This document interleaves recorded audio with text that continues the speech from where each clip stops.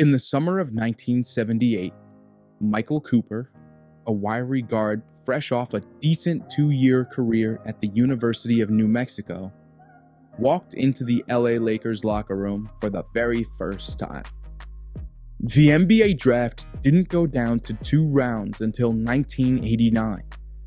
Prior to that, the draft had a lot more rounds, with the number fluctuating over the years. Cooper's draft in 1978 had a hard-to-imagine 10 rounds, and the Lakers would draft Cooper in the 3rd with the 60th overall pick.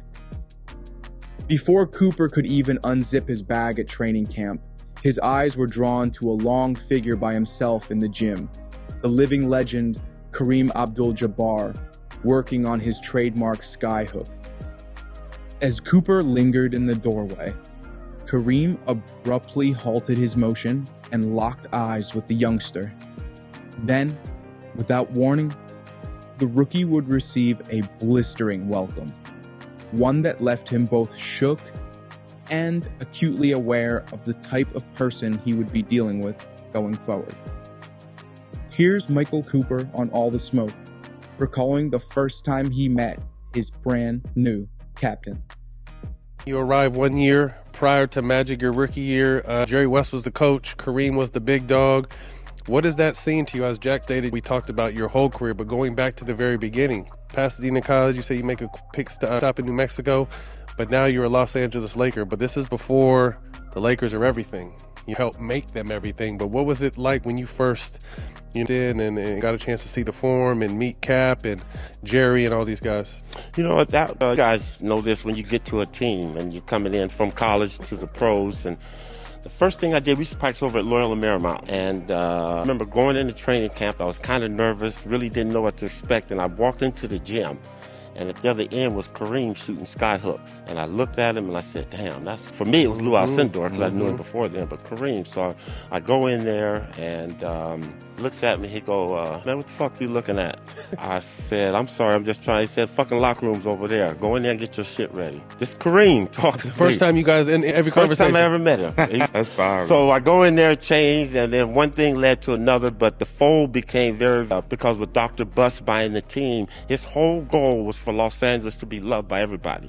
And the one thing Dr. Buss always said is you guys want you to entertain the entertainers. And that was our role. So they bring in Magic Johnson. And this guy here, man, I had never been around a player that enjoyed and loved the game so much. Came every day. And back then, we used to have them big old boom boxes that you carry around. There you go, one back there. But Magic's were bigger than that one. And he was always playing Frankie Beverly and Mays or Luther Vandross or something like that. And he used to come in and just very infectious. And when we got with the Lakers, they had a lot of old super OGs. Ron Boone, Lou Hudson, Kenny Carr, Kenny Thompson. They had a lot of older veterans that were on their way out. So we had to fight. And them dudes had that old man strength. And you know, them dudes in the gym, they hold you by the arm. You can't get away from them. But taught us how to play the game, a very rugged game. But once they got out of the set and it became Magic's team, things became magical. And it was about enjoyment, entertain, pass the ball. If you held on to it too long, you would hear people saying, move the ball. And that was something that wasn't had familiar with the 70s growing up because the Celtics was winning everything, the Lakers, and everybody was just dribble. Magic changed that. And he changed it for us. And Dr. Buss took it and brought in the Laker girls. And it just changed real quick. On November 1st, 1946, history was made at Toronto's Maple Leaf Gardens when the New York Knickerbockers edged the hometown Huskies 68-66 in the very first game of what was then the Basketball Association of America, but would soon become the NBA. Just 5.5 months later, on April 16th, 1947, a boy named Ferdinand Louis Alcindor Jr. was born in Harlem, New York. Little could anyone know that the boy would grow to over 7 feet tall and would absolutely dominate the New York basketball scene until he left for college at UCLA. But as the NBA entered the 1970s, Kareem would be ready to join the league at age 22, and for the next 20 seasons, the NBA and its most dynamic player to that point would grow the game together.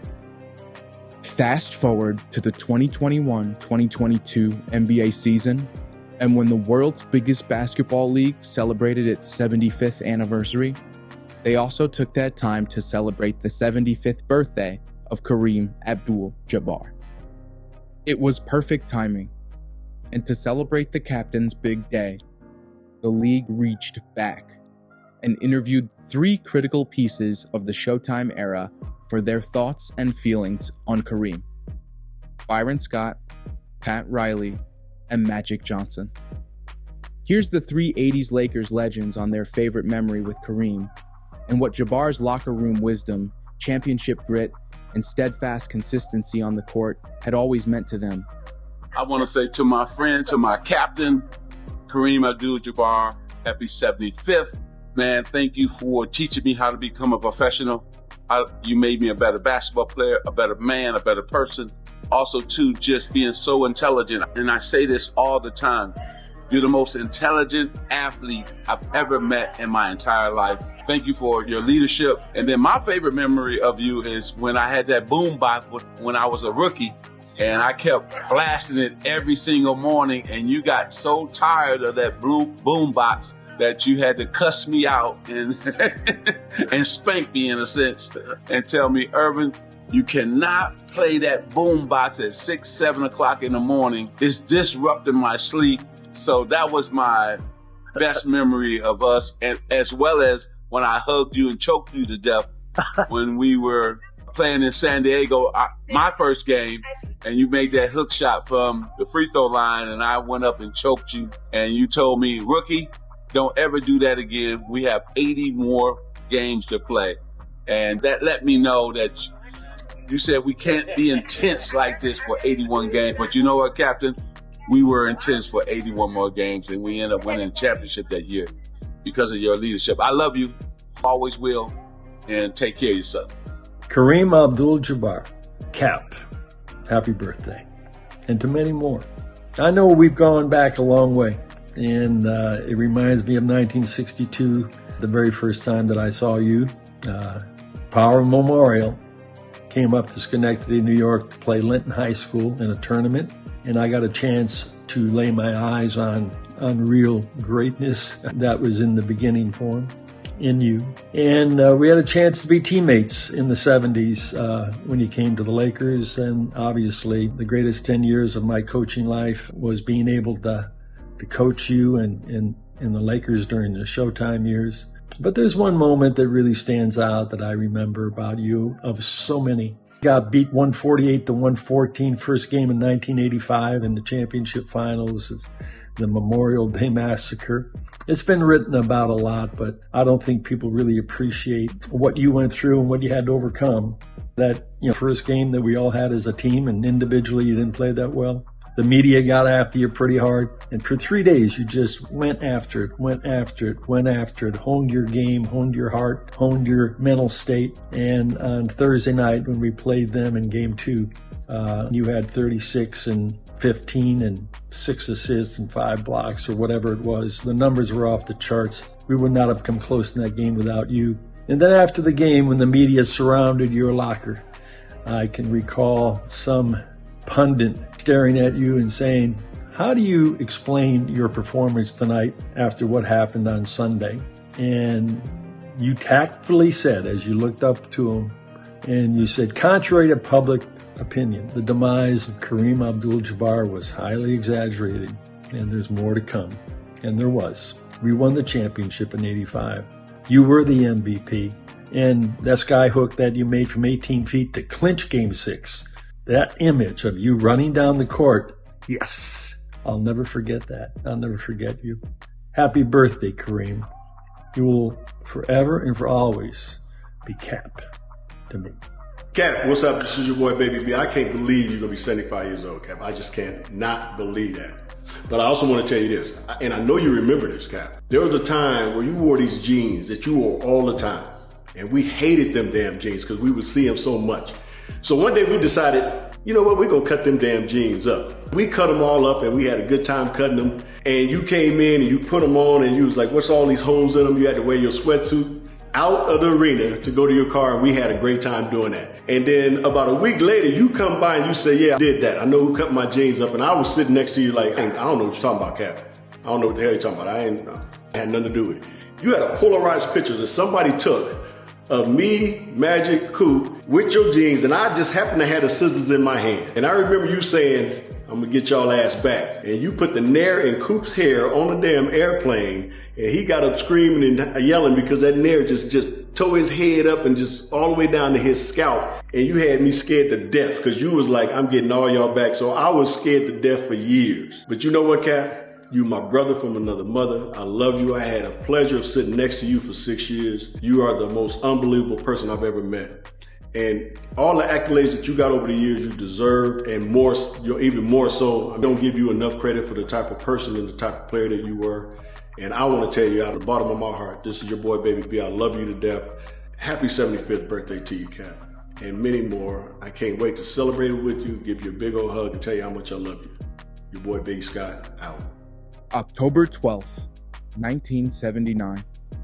The number 1 overall pick in that summer's NBA draft, Earvin Magic Johnson, cruised into the Lakers locker room for his first game as a pro, ready to change the culture in Los Angeles. The Magic Man strolled in with a boombox in hand, playing tunes that couldn't have been further from the lounge jazz favored by his vet, Kareem Abdul-Jabbar. But young Magic was trying to get the Lakers energized, so he was blasting everything from Motown grooves to upbeat funk so loud that it rattled the lockers and did get some of the players in the spirit. But also, unfortunately for Magic, it did raise the eyebrows of the older vets on the roster as well. And at that moment, Kareem met Magic's exuberance and loud music with a level of coldness that spoke volumes. Just hours later, Magic made his NBA debut against the San Diego Clippers. In the final seconds of the game, Kareem and Magic connected as teammates, and in that brief moment in time, set the tone for the next 10 years of Lakers basketball. Here's Magic on how his enthusiasm eventually rubbed off on Kareem's stoicism, and how the rookie would gain his vets' trust and respect. When you get to the Lakers, the guy that's on the team is already probably one of the 2 or 3 greatest players of all time by the time you get there. He's a 5-time already MVP. He wins the MVP the year you get there. That's right. What was your impression of Kareem prior to you getting there? And then what was your impression of Kareem once you got there? He was a guy that I just idolized again and always wanted to, I was dreaming if I could just pass it to him a couple times. Right. And then this coin flip happened and I end up a Laker. And I get there and everybody told me, listen, man, he a quiet dude. Now here I am, I'm a loud dude with a big boom box. I got flashlight, knee deep on. I'm coming in Parliament Funkadelic. And he was looking at me like, oh, cut that damn thing off. I was like, what? Oh man, I had to be quiet. So that was our first encounter at training camp. Right. But, so I came to him about that second, third day. I said, where you like it? He said, what are you talking about? I said, where you like the ball? He said, I like it up high. I said, what hand you want me to throw it to? He said, young fella, nobody's ever asked me that. I said, what hand you like it? Right or left? So I started throwing it to that right hand where he wanted. Right. And he started opening up to me. Right. I was his rookie. Right.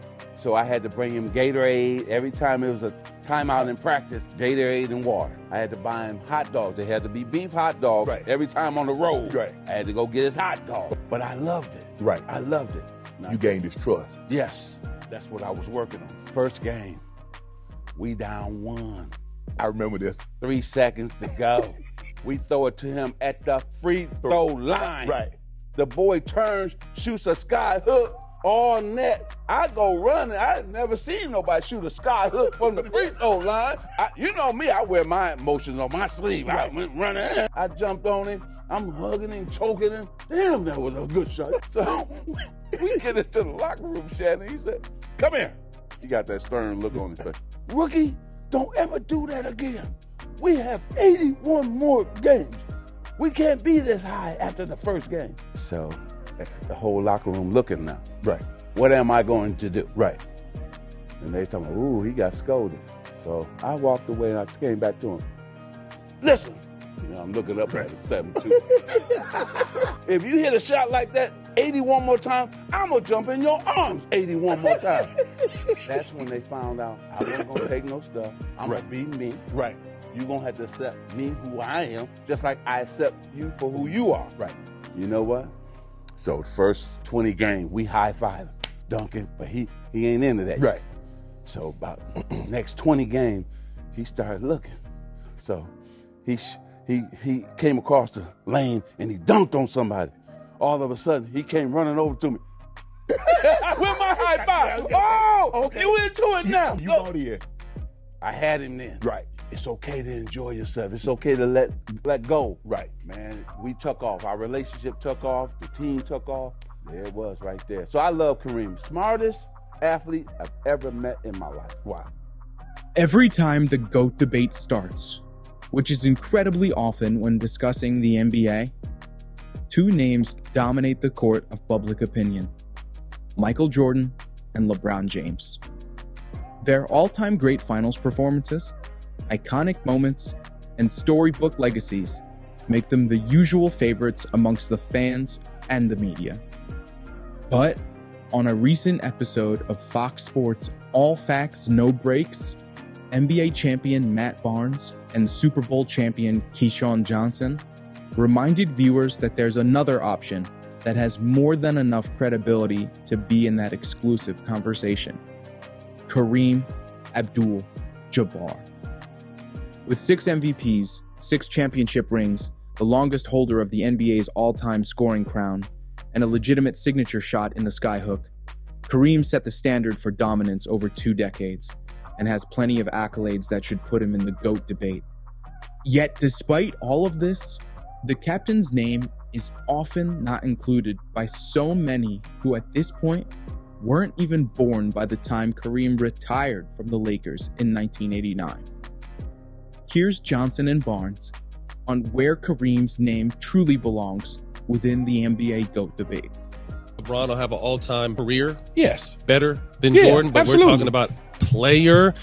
To me, it's hard to crack that, but it's hard to crack what MJ accomplished. And to me, when they ask me who's the GOAT or who is, I feel like MJ, Kobe, and Bron are all in that upper echelon. It's opinion-based. You may have one. And that's just like you say, opinion-based. I never start NBA all-time great conversations without mentioning Kareem. Because I, too, saw him play toward the end of his career, but I also know the history of basketball. Yeah, right. He won at every single level that he's ever played on. You're right. They put rules in for Kareem Abdul-Jabbar. Are you taking a prime Kareem or a prime Shaq? A prime Kareem or a prime Shaq? They couldn't do nothing with the cap, though, man. From what I understand. See, I didn't see him play in Milwaukee. Mm-hmm. I was a kid. From everything that I heard, they couldn't do nothing with him. Mm-hmm. You just couldn't do nothing with him. Now, I saw Shaq play, obviously, LSU all the way through the end of his career.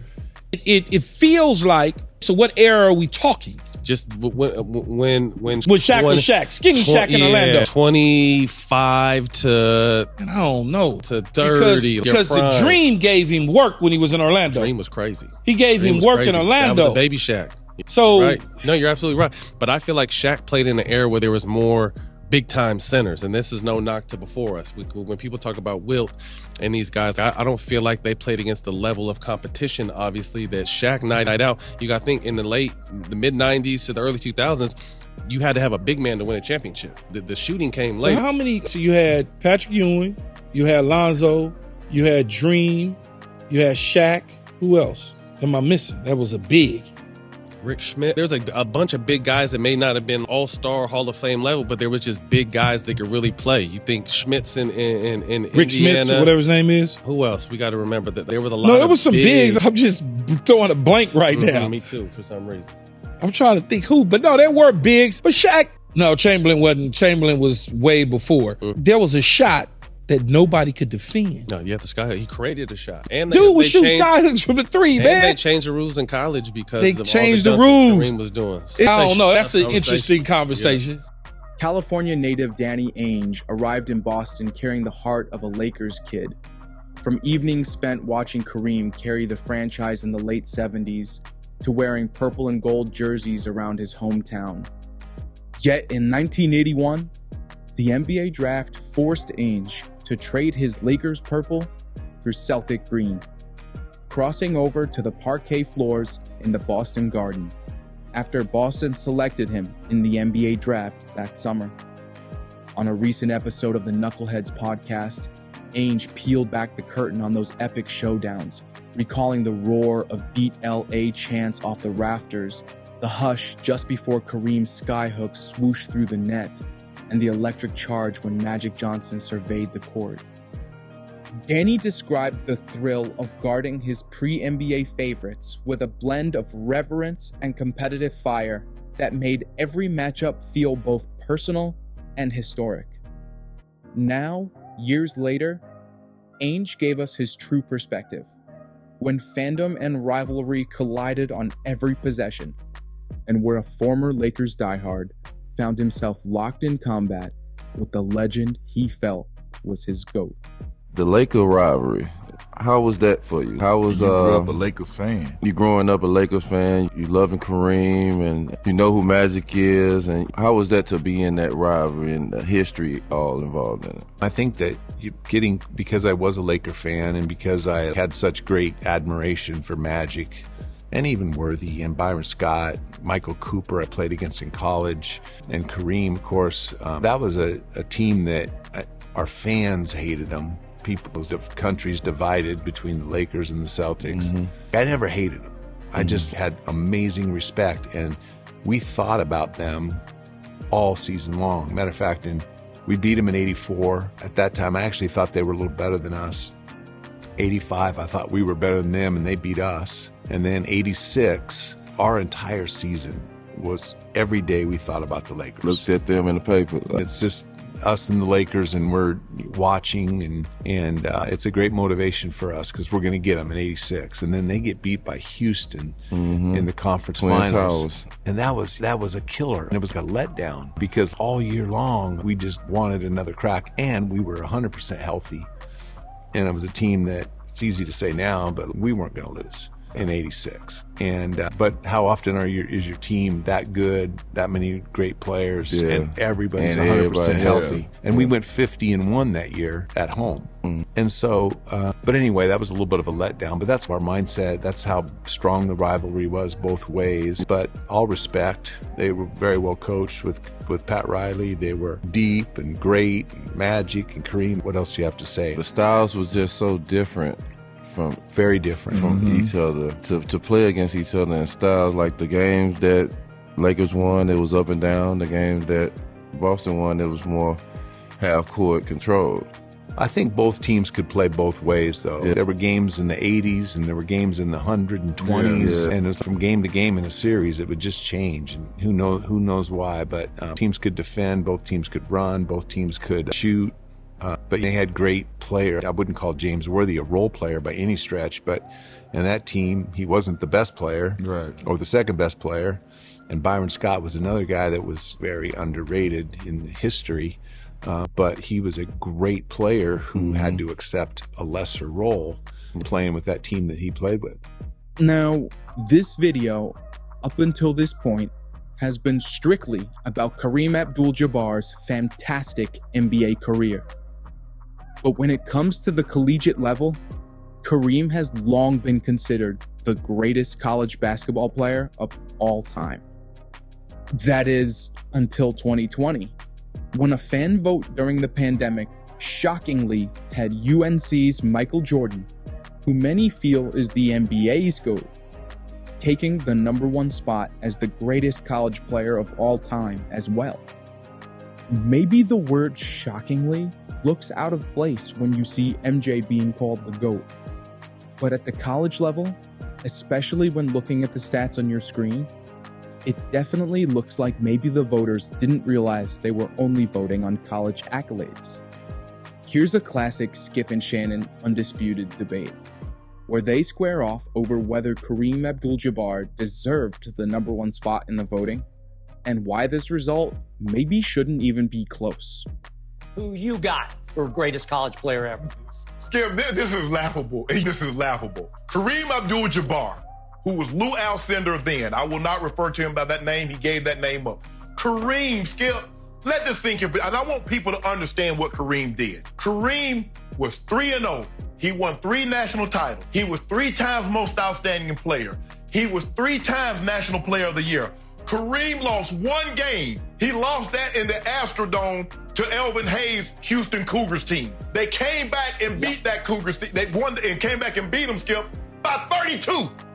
They did. Kareem lost 1 game. Now, I'm not saying he's the most important because that's a tie between Bird and Magic. Because what they did in '79, Skip, changed the landscape of the March Madness in the Final Four. It was never going to be the same. Until this day, it's still the most watched televised basketball game in NBA, and not in the NBA history, in the history of the sport, Skip. And we talk about 2 college players, more than a finals, more than the Olympics, more than anything. Let that sink in. 2 college players did that. So Bird and Magic are most important. But the best college player of all time, Skip, is Kareem, and it's not even close. Kareem averaged 26 points, 15 rebounds. Block shots, remember, Skip, blocks was not an official stat back then. So who knows what he would have done. And remember this, Skip, freshmen also couldn't play. But Kareem's freshman team beat the UCLA team that won the national championship. They scrimmaged against him and beat him. Skip, I love Shaq. But Shaq never got past the Sweet 16. Even with Stanley Roberts and Chris Jackson, who later changed his name to Mahmoud Abdul-Rauf. Skip, this is laughable. I love Shaq. But you can't base it on what the guy did in the NBA, Skip. We're talking about college. Skip, Christian Laettner had a better college career than basically everybody else that's in the Final Four. College, we're talking about college, not what they became. College. It's not even close. This is laughable. Here's a nitpick. Remember, Kareem, as a sophomore and as a junior, had the 2 best guards in America in Lucius Allen and Mike Warren. And Lucius Allen was the 3rd overall pick in the draft, and Mike Warren would have played pro basketball, but he decided to become an actor, and he became a really good one, if you remember him on Hill Street and many other things that he was in. He was great in it. I do. Then Kareem's senior year, he's got Sidney Wicks, who was the 2nd overall pick in the draft and became a 4-time All-Star in pro basketball, and Curtis Rowe, who was the 11th overall pick and an All-Star in the NBA. So he did have, I don't know, he had a lot of help at UCLA, and he was coached by the greatest coach ever, John Wooden. So yeah. I'll give you that. But let me ask you a question, Skip. If you take Kareem off that team, do you believe they win the national title? If you take those guys off the team, they still win the title. With Kareem, they're winning the title. Nobody was beating him, Skip. The guy lost 2 games. He lost 1 game in high school, 1 game in college. Well, listen to the scores of their finals. They beat Dayton 79-64, then Carolina 78-55, and Purdue 92-72. So they wiped everybody out. But I will say in that first game, which I watched live that night from the Astrodome, he did lose to Elvin Hayes, and Kareem had a bad game as a junior against Elvin Hayes because he only scored 15 and shot 4 of 18 from the field. So a little glitch, just a little blemish on the college career there. He did get outplayed 1 time. But Skip, you think about the totality, Skip. You lose 1 game in your college career, and you're National Player of the Year 3 times, and you're Most Outstanding Player 3 times with 3 national titles. And it's never going to be done again, Skip. There might be another undefeated team that loses in the finals, but there'll never be another Kareem what he accomplished. Never.